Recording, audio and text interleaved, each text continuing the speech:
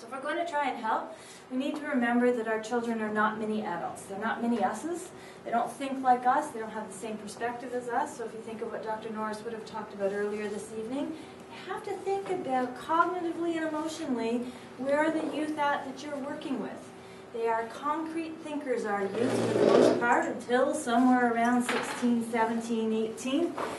And what concrete means is they tend to think in black and white. You say fat is bad to the 7-year-old, by golly, fat is bad, and I'm going to stop eating fat. They say fat is bad to a 35-year-old, 40-year-old, that's sometimes bad.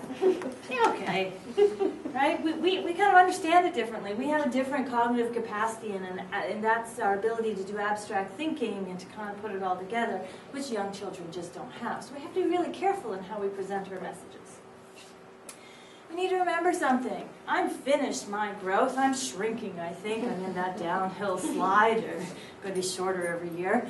But kids and youth, they're growing taller. They're gaining muscle. And you have the preteen storage of fat, so a lot of, well, it's increasingly younger these days, somewhere between 8 and 12, you'll have that preteen. They actually build up fat, usually in their midsection, because they're going to grow taller. That's how our bodies do it. When you get malnourished, when we put the weight back on, the weight goes back in the midsection before the body redistributes it. It's all over. It's just how our bodies work.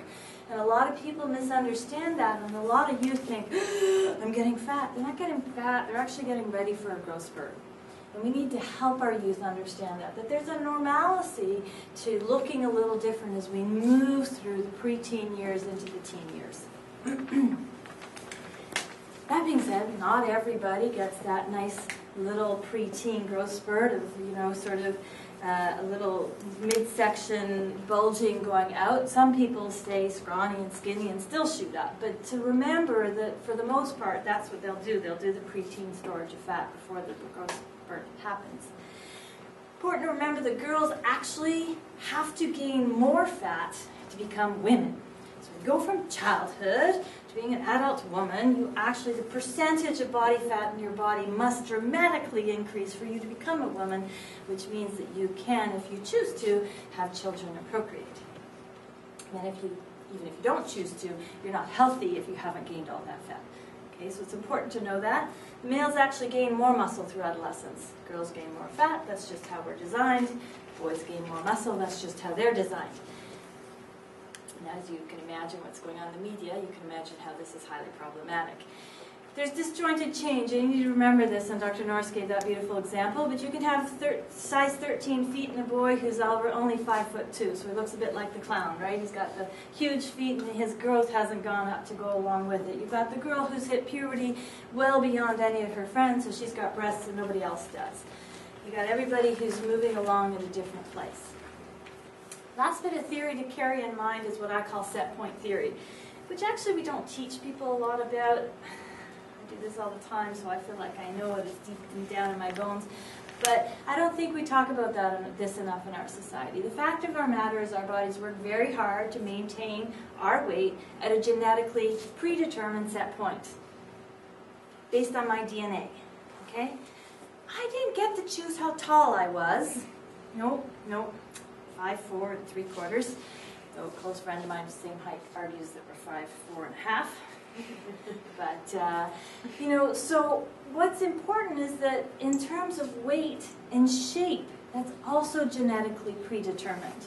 As long as we eat in balance and have balanced exercise, our bodies take care of themselves. If we eat too little, we have lots of research to demonstrate that our bodies work incredibly hard to fight against the eating too little. Obviously, if we continue to eat too little, at some point our body starts losing the battle and we get malnourished. But it does all sorts of very creative things to help you out. You get cold fingers because it's shutting down on the fingers. You get cold toes because it shuts down on the toes. When eating disorders, they start to lose their hair because it's shut down on the hair. All in an effort to maintain the weight and to conserve the energy. Likewise, if we eat more than our bodies need to, they just start burning energy like crazy. They do the best they can and to get rid of that extra energy. We can push our bodies, but research shows that actually our bodies fight hard to stay in the set point zone that's nice and happy for it. mine isn't the same as hers, or hers, or hers, or hers. Mine's actually not going to be the same as anybody else's, not even my sister's or my mother's. It's probably more similar to them, but maybe not. Media pressures. In our Western society, the media is a huge, powerful influence and a huge pressure on our youth today, starting from young kids, unless you have nothing around, and that's really tricky. There's billboards, there's magazines in the shopping malls you go to, there's TVs, there's internet, there's all sorts of things. And the body image message today continues as it has for the last decade to be thin women are beautiful, successful, and happy, and the muscular men are handsome and successful. And so this is just a video highlight this. It's by Dove. I pay it, it's on YouTube. It's just a nice video. About what our children see.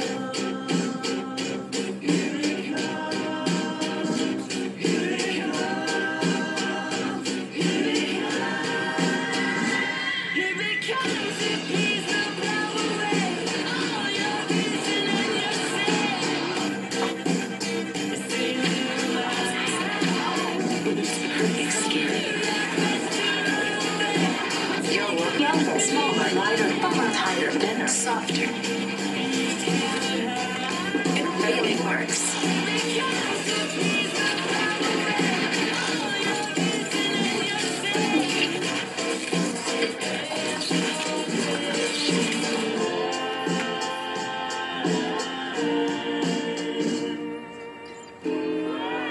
So stop your daughter before the video comes with us. That's just a snippet of some of the things our children are exposed to every day, all the time.